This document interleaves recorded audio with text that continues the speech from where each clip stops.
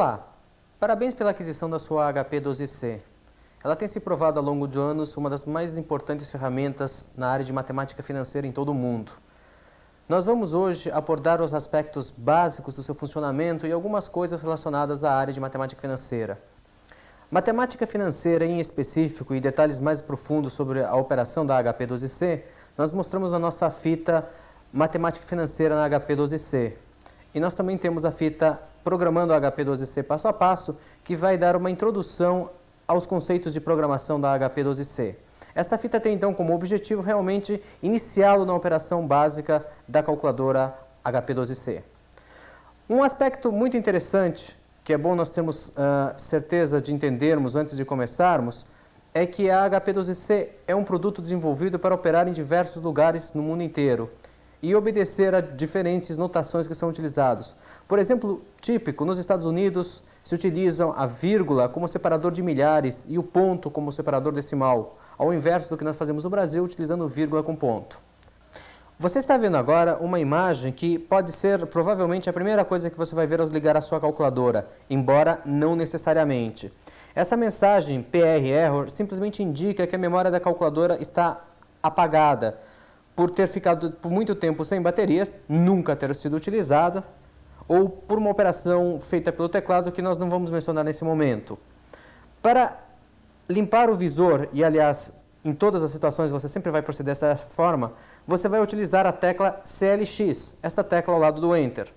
Pressionando o CLX, nós limpamos o visor. Note que a calculadora já está com um ponto decimal e após o ponto decimal ela está trabalhando com duas casas após a vírgula. Duas casas, por se tratar de uma calculadora financeira, mundialmente o padrão monetário é trabalhar-se com duas casas após a vírgula e a HP12C já trabalha dessa forma automaticamente. Para alternar o ponto por vírgula, nós vamos utilizar uma sequência de teclas. Essa sequência é feita iniciando-se com a calculadora desligada. Assim, desligando a calculadora, nós pressionamos e mantemos pressionada a tecla do ponto decimal. Então, mantendo pressionada a tecla do ponto decimal, nós ligamos a calculadora. ON. Soltamos primeiro a tecla que liga a calculadora, a primeira tecla do ON, e após a tecla do ponto decimal. Você pode notar que a calculadora agora está com a vírgula no lugar do ponto. Caso eu deseje alterar o número de casas decimais, eu posso utilizar aquela tecla amarela, a tecla F, seguida do número de casas que eu deseje, do teclado de 0 a 9.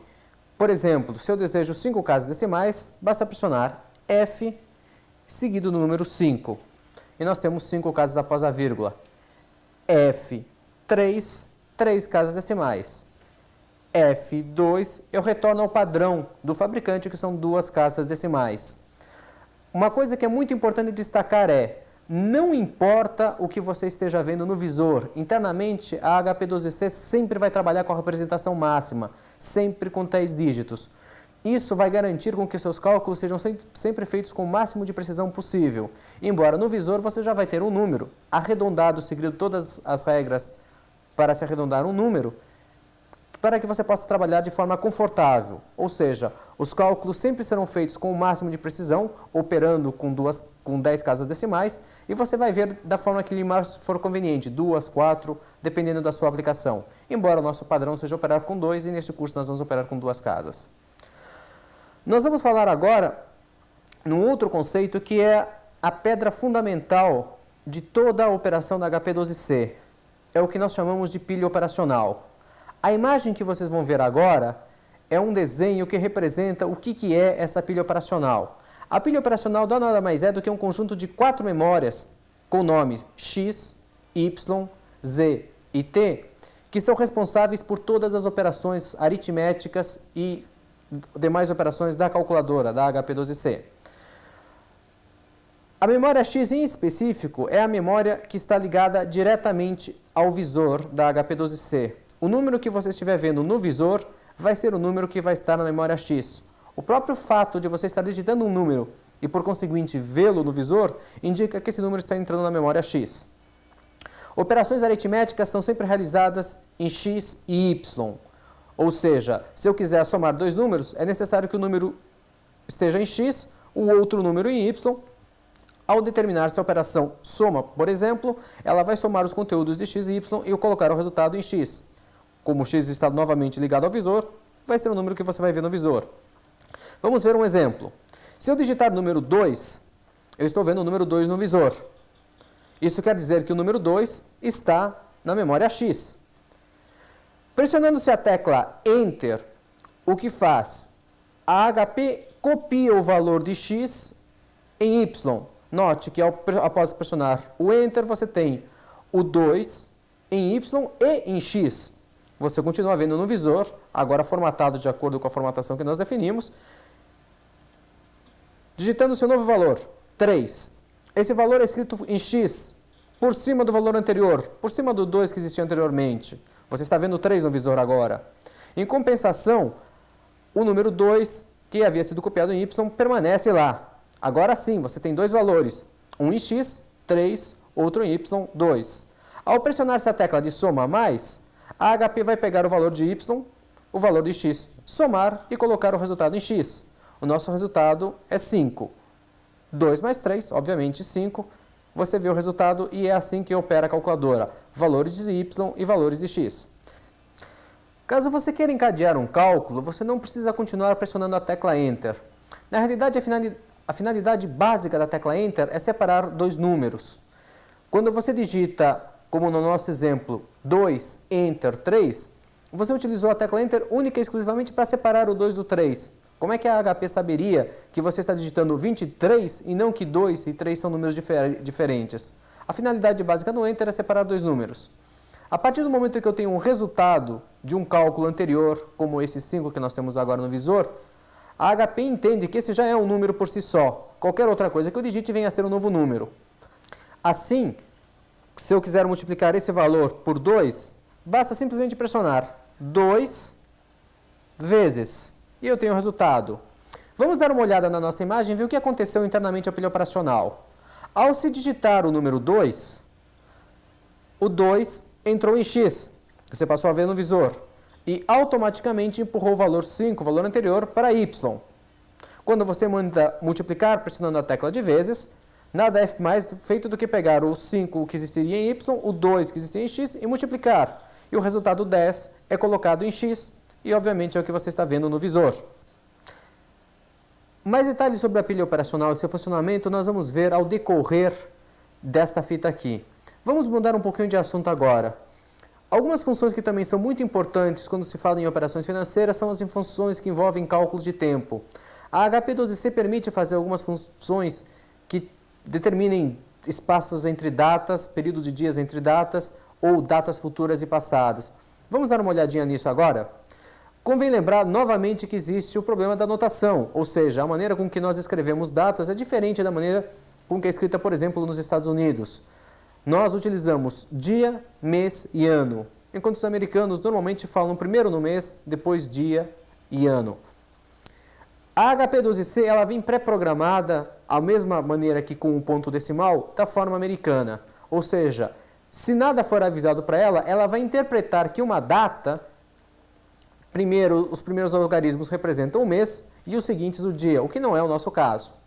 Para você informar a sua HP12C que você não vai trabalhar do modo americano, mas sim do modo que nós normalmente operamos, ou seja, dia, mês e ano, você vai utilizar na calculadora a função em azul na tecla de número 4, a função DMY.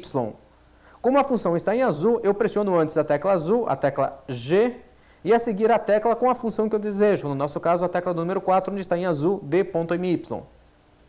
Note que embaixo do visor apareceu um símbolozinho D.MY. Isso indica que as datas vão ser operadas da forma brasileira, dia, mês e ano, do inglês day, month and year. Note que o próprio anúncio no visor explica como é que vai ser colocada a data, dia, ponto, no nosso caso vai ser uma vírgula, mês e ano. Sempre dia e mês em 2 dígitos e ano em 4 dígitos. Assim, 7 de setembro de 1997, você vai digitar 07.09.1997. Nunca digite mês com um dígito, nem ano com 2. Vamos a algum exemplo prático. Por exemplo, eu fiz uma aplicação dia 2 de julho de 1994. Essa aplicação tem um prazo de 90 dias. Quando vai vencer essa aplicação? Na HP, mantendo-se no modo DMY, nós passamos a digitar a data 02, ponto, separa o dia do mês com um ponto decimal com a vírgula, 07 o mês, e o ano em 4 dígitos, 1994. O que nós temos é essa imagem que vocês veem agora. Prestem atenção no funcionamento da pilha operacional. No momento que você digitou 02/07/1994, esse número está em X, jogando o 10 para Y. A seguir, você vai pressionar a tecla Enter. O que a tecla Enter vai fazer? Ela vai copiar o valor de X em Y, pegar o valor de Y e jogar para o próximo espaço livre, que é Z. Agora, note o seu visor como está. Embora você tenha o 02/07/1994 em X, ou seja, a representação completa e inteira do número que você digitou, no visor da calculadora vai estar formatado do jeito que você definiu. Você definiu com 2 casas decimais. Então vai aparecer simplesmente 2,07. Não obstante isso, em X o número vai estar sempre completo. Isso é muito importante. Não importa o que você esteja vendo no visor, a precisão de X vai ser sempre total. Muito bem, eu quero 90 dias. Pressiono 90, digito o número 90. O número 90 entra em X em cima do valor anterior, jogando o valor de X para Y, que é a nossa data inicial. Bom, nós queremos saber então, 90 dias após essa data inicial, qual vai ser? Para isso, existe a função date, esta função em azul no teclado da HP. Como a função está em azul, eu devo antes pressionar a tecla azul, a tecla G. Pressionar a tecla G, date. A HP faz o cálculo, leva um certo tempo, e dá o resultado, 30.09.1994. Note que então você tem no visor 30.09.1994.5. Como nós havíamos dito, o visor tem uma representação sempre do que tem em X, só que é uma representação formatada. Isso quer dizer que 90 dias após a nossa data inicial, ou seja, 90 dias após 2 de julho de 1994, vai cair no dia 30 de setembro do mesmo ano, 1994, 5. Muita atenção e muito cuidado. Esse 5 indica o dia da semana. Cuidado! A HP entende como início da semana a segunda-feira. Assim, o 5 indica sexta-feira. Essa aplicação está vencendo numa sexta-feira. Dia 30 de setembro de 1994 é uma sexta-feira. Então, a relação de dias sempre será 1 para a segunda, 2 para a terça, 3 para a quarta, 4 para a quinta, 5 para a sexta-feira, 6 para sábado e 7 para domingo. Esse valor aqui, então, vai lhe indicar o dia da semana. Cuidado, 5, então, não é quinta-feira, mas sim sexta-feira. O que nós fizemos, então, foi, de uma data inicial, calcular um período para frente, avançar. Mas e se eu quisesse, dessa data inicial, retroagir, voltar alguns dias? Como eu faria? Vamos usar o mesmo exemplo, só que ao inverso. Vamos entender que 2 de julho de 1994, como nós usamos como data inicial, seja nessa realidade uma data final de uma aplicação. Qual foi o início? Qual foi a data em que eu fiz essa aplicação? Vamos então retroagir no tempo. Como nós operamos? Na calculadora. Da mesma forma, digito a data inicial, no nosso exemplo 02/07/1994, Enter, 90, que é o prazo em dias que nós queremos, só que nós agora não queremos 90 dias para frente, queremos 90 dias para trás. Eu quero menos 90 dias. Cuidado, não é operação subtração, não é o menos. Para mudar o sinal de um número, eu utilizo a tecla CHS, Change Signal. Pressionando o CHS, o 90 se torna negativo, fica menos 90. Então, o que eu quero é daquela data inicial menos 90 dias. G, date. E então, nós temos como data inicial da nossa aplicação 3/4/1994. No nosso exemplo, seria um domingo. Você deve ser um bom amigo do gerente do banco. Lembre-se, 7 é domingo. Cuidado com a representação de dia da semana. Nós sempre gostamos de frisar isso. Muito bem. Então, nós agora vimos como avançar ou retroagir datas. E quando eu tenho duas datas e eu quero saber o intervalo entre elas, fiz uma aplicação numa determinada data, estou resgatando numa outra, e eu preciso saber, por exemplo, para calcular a taxa de juros efetivas, qual é o prazo dessa aplicação. Vamos supor, então, uma aplicação que iniciou-se em 12.09 setembro 1994. E essa aplicação foi resgatada, por exemplo, Enter para separar, em 19.01 de 1995. 19 de janeiro de 1995.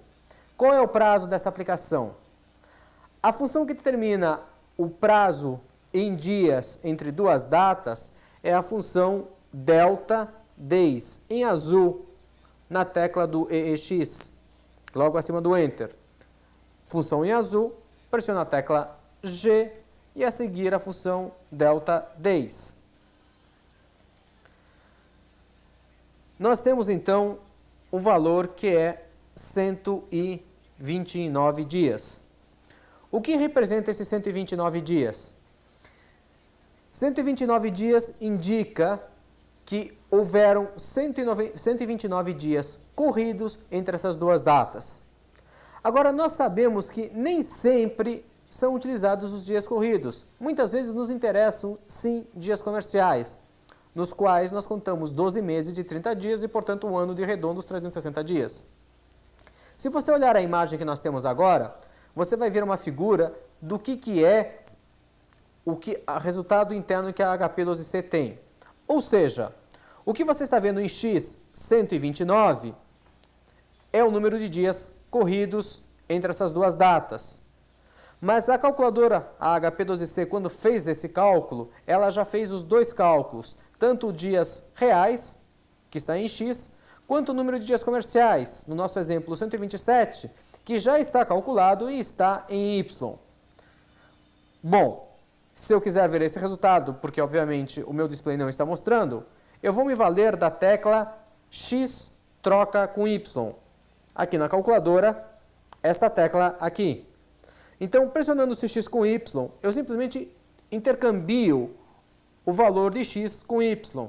E eu passo a ver 127, como nós estamos vendo na imagem, que também é a mesma coisa que está no display da calculadora. O 127 passou para X, que é o número de dias comerciais, e o 129 para Y. Na verdade, X troca com Y simplesmente troca os valores das memórias X com a memória Y. Assim, a função delta days permite você calcular quantos dias transcorreram entre duas datas, tanto a nível de dias corridos quanto a nível de dias comerciais. Aproveite e faça um bom exemplo. Calcule quantos dias você já viveu. E perceba como, comercialmente falando, você é uma pessoa bem mais jovem. Vamos falar agora sobre as funções que envolvem cálculos de percentagem.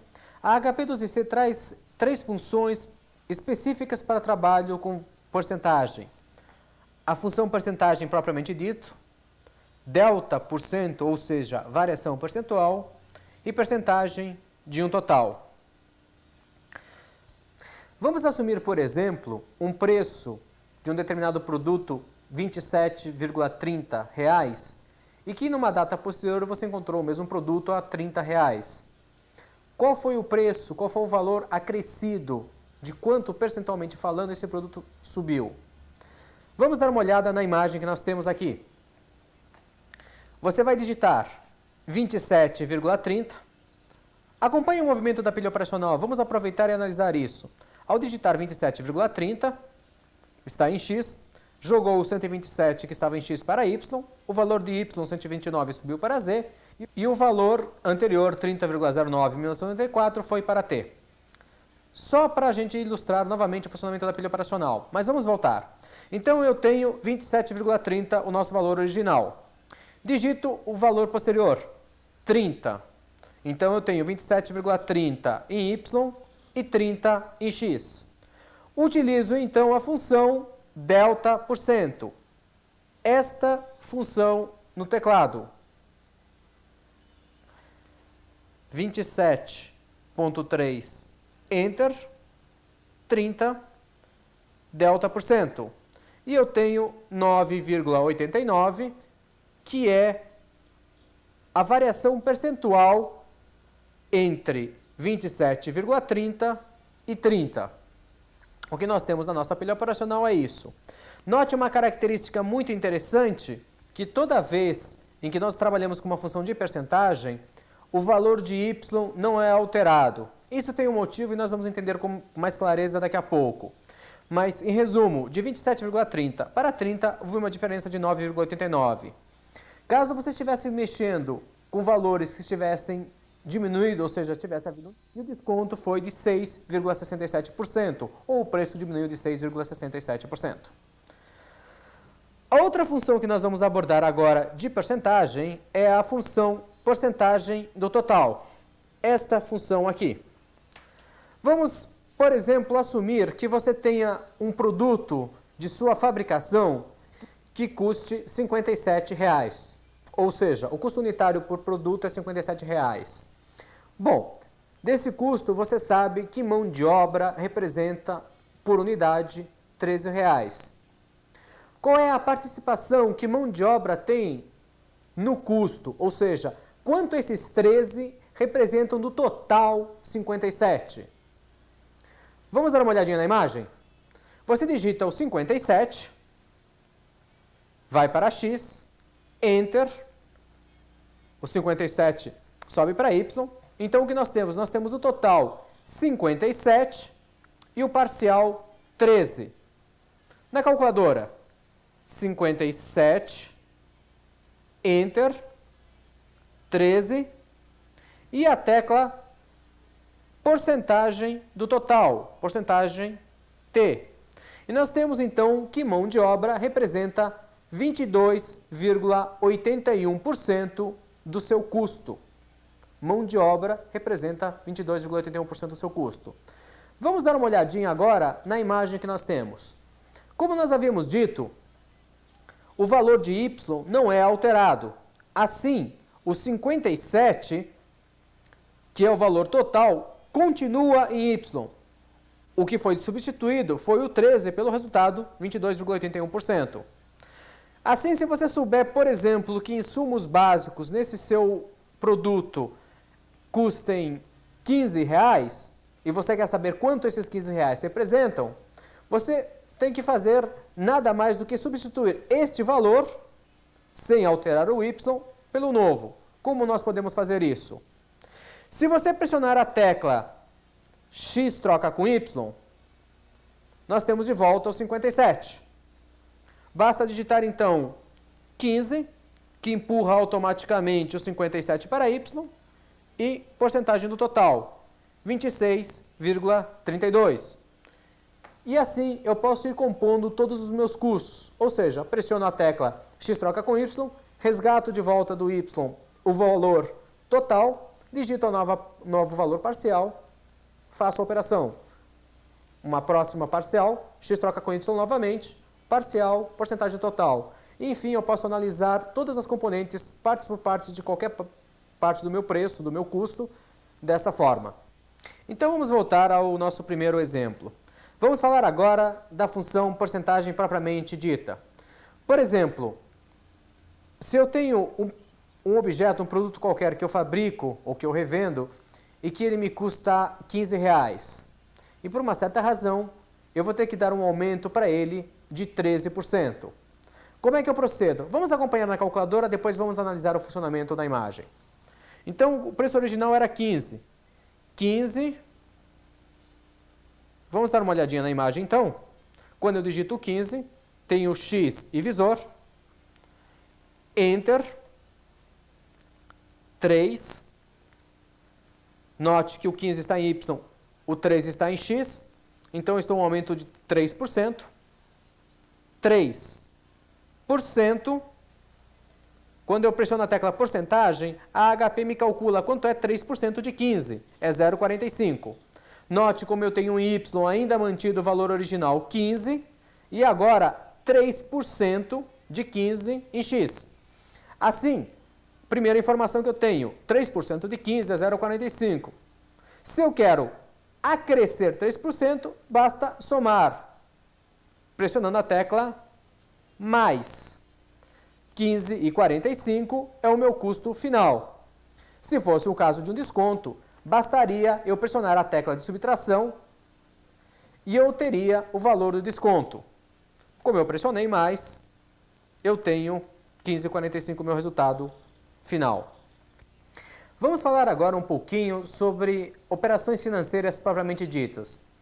Uma primeira coisa que nós temos que ter em mente é que a HP12C também permite operar em dois modos distintos, mesmo quando você fala em juros compostos. Nós vamos trabalhar no que é o mais usual, que é trabalhar sempre com juros compostos. Em algumas operações bancárias, ou fora do Brasil em alguns casos, quando você tem um período menor do que 1, normalmente se utiliza juros simples para a parte menor que 1 e juro composto para a parte inteira.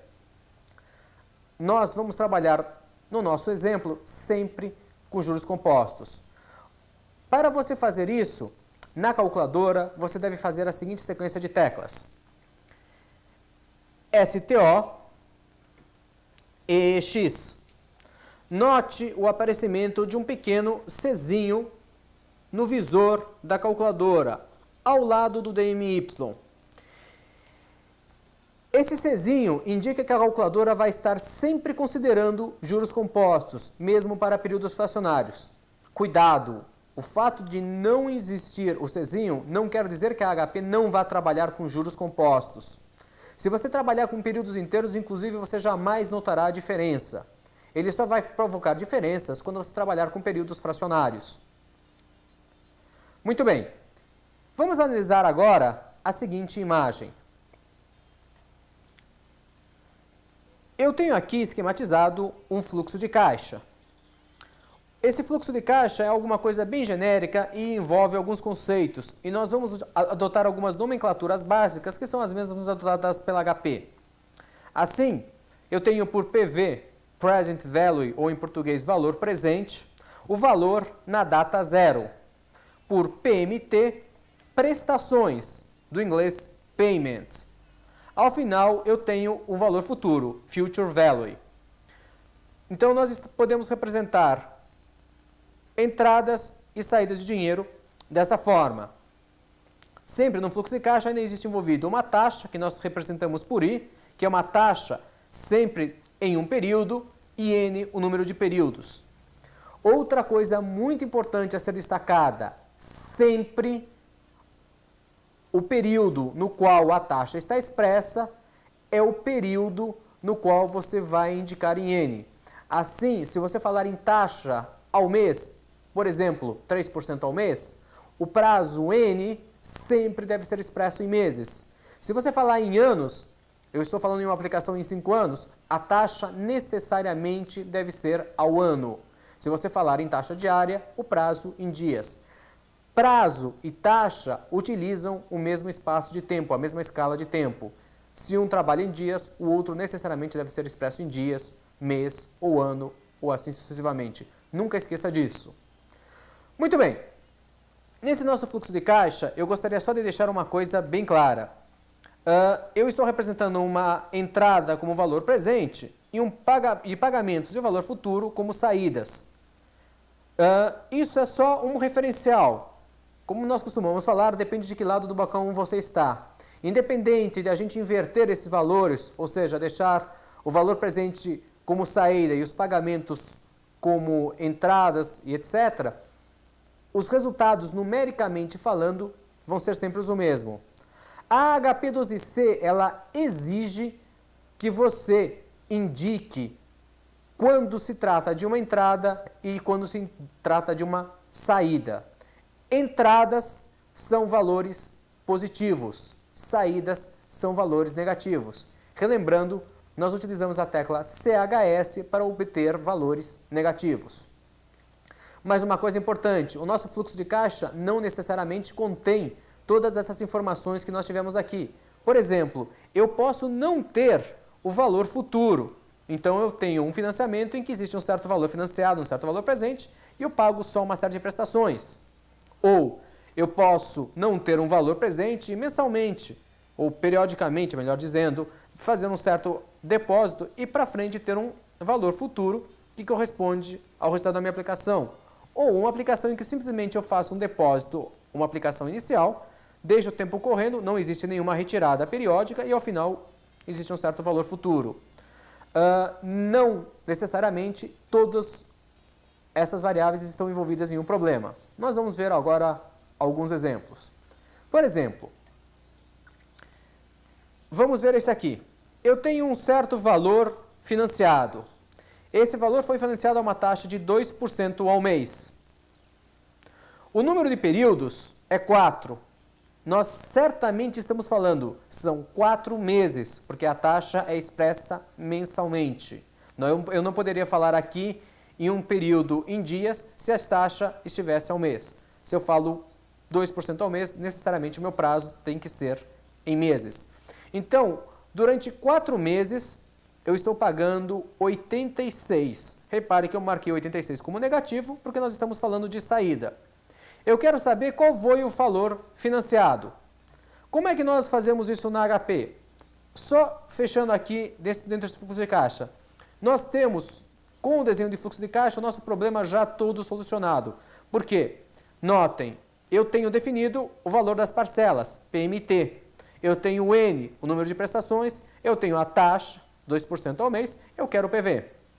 Na HP, se você notar, eu tenho as teclas N de período, I de taxa, PV valor presente, PMT prestação e valor futuro. O caso típico, nosso primeiro exemplo, não está utilizando o valor futuro, eu não tenho o FV.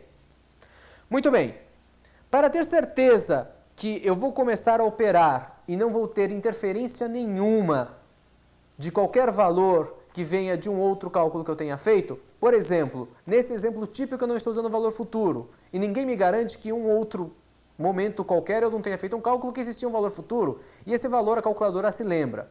Então, para ter certeza que eu vou começar um novo problema a partir do zero, nós utilizamos a seguinte sequência de teclas. Eu pressiono F, fim. A sequência F-fim, note que a nível divisor nada é alterado, mas a sequência F-fim, ela limpa toda a parte de memórias que armazena os valores para cálculos financeiros. Isso vai me assegurar que eu, em momento nenhum, vou estar carregando números ou valores de um problema anterior que agora eu não estou utilizando e que vai, obviamente, alterar o meu resultado. Sempre inicie um novo problema financeiro com a sequência F, fim. Vamos voltar ao nosso problema, então. Como é que eu resolvo? Eu tenho 4 parcelas. 4N de 86. 86. CHS, faço o número se tornar negativo, indico que é uma saída de caixa. Isso é a prestação. PMT. Há uma taxa de 2% ao mês, 2I. Note, dentro do meu fluxo de caixa eu tinha essas informações, 86, que era o valor do pagamento, o prazo 4, a taxa 2. Todos os valores que eu tinha, eu coloquei-os na calculadora. De que forma? Simplesmente digitando o número correspondente a ele, eventualmente o sinal, no caso CHS, e a tecla financeira correspondente. 86 CHS foi no PMT, 4 no N, 2 no I. Note também que a ordem que eu coloquei os dados não tem a menor importância. Você pode armazenar, colocar ou informar a calculadora sobre esses dados de qualquer maneira. Muito bem, eu avisei a calculadora, eu coloquei na calculadora todas as informações que eu tinha, taxa, prazo e valor da prestação. Não tinha valor futuro, não falei em valor futuro. Agora o que eu quero saber é o valor presente. basta simplesmente você pressionar a tecla correspondente àquilo que você quer saber. No nosso caso, valor presente, PV. A HP vai verificar os valores que você informou e vai dar o resultado. Você financiou R$ 327,46 em 4 parcelas de 86 a um juros de 2% ao mês. Resumindo, para resolver um problema financeiro na HP12C, simplesmente tendo o fluxo de caixa dimensionado ou esquematizado de forma em que eu tenha todos os valores identificados, eu informo todos os valores simplesmente digitando o valor e a tecla financeira correspondente àquele valor e, ao final, pressiono a tecla financeira correspondente ao que eu quero saber. Nunca me esquecendo de 2 detalhes importantes.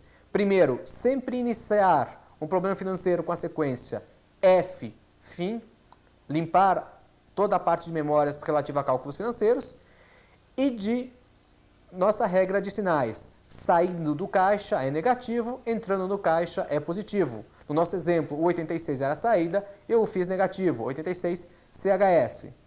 O que teria acontecido se eu não tivesse entrado como 86 negativo, se eu não tivesse utilizado o CHS? Simplesmente a calculadora ia entender que 86 era entrada de caixa. O resultado que nós obtivemos seria exatamente o mesmo, só que este sim seria negativo, porque se existe a entrada de um lado, tem que existir a saída do outro, e vice-versa. É muito importante você observar a regra de sinais, principalmente quando você está trabalhando em problemas longos ou que envolve todas as variáveis, para ter certeza que você está dando a forma e a orientação correta à calculadora. Saída a gente convenciona como sendo negativo e entrada como positivo. Vamos olhar agora esse próximo problema aqui. Ou melhor, esse próximo fluxo de caixa. Esse aqui é um pouquinho mais simples. O que eu tenho? Eu apliquei em uma certa aplicação em algum investimento um valor de R$ 170. Essa aplicação me rende uma taxa de 3,5% ao mês. Isso por um prazo de 5 meses. Qual vai ser o meu resgate, ou seja, qual vai ser o meu valor futuro ao final dessa aplicação? Muito bem. Na HP, como é que eu faço? Nós começamos sempre com F, fim. De novo, no visor nada acontece, mas internamente a calculadora foram limpas todas as memórias do cálculo anterior. E forneço os dados em qualquer ordem. 170 é o meu valor presente, PV. 3,5 é a taxa e 5 é o prazo N. Se nós olharmos nosso fluxo de caixa, fica claro e óbvio que a saída, valor futuro, é uma saída. Portanto, esse número tem que ser negativo. Se a nossa HP respeitar a convenção de sinal como deve, o resultado deve ser negativo, ou seja, eu devo esperar um valor negativo como resultado. Esse negativo simplesmente indica uma saída de caixa. Na calculadora, então, eu pressiono FV, a calculadora vai me fazer o cálculo e vai me resultar 201,91, negativo como nós imaginávamos, isso indica uma saída, ou seja, 170 investidos durante 5 meses a 3,5% ao mês, vai me resgatar ao final de 5 meses R$ 201,91. Esse problema agora, eu tenho um valor presente de 100, 4 parcelas de R$ 28,50. Isso pode ser, por exemplo, um financiamento. Eu fui em uma financiadora, financiei um bem que valia 100 e eles me pediram 4 prestações de R$ 28,50. Será que esse é uma taxa boa? Qual é a taxa que eu estou pagando por esse financiamento? Como é que nós fazemos?